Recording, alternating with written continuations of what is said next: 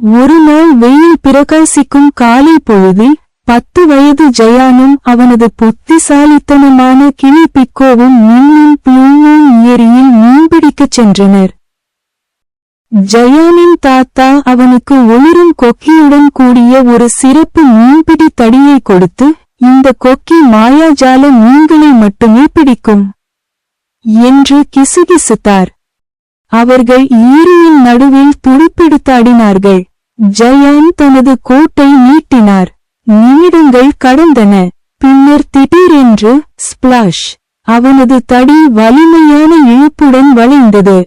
Pico உற்சாகமாக சத்தமிட்டபடி ஜயான் தங்க செதில்கள் மற்றும் மின்னும் கண்களுடன் ஒளிரும் மீனைச் சுற்றி வந்தான்.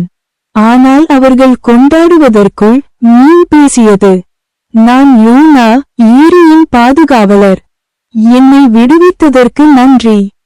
ஒரு தீய மூடுபனி ஏரியின் இதயத்தை மூடுகிறது. உங்களைப் போன்ற துணிச்சலான நண்பர்கள் மட்டுமே உதவ முடியும்.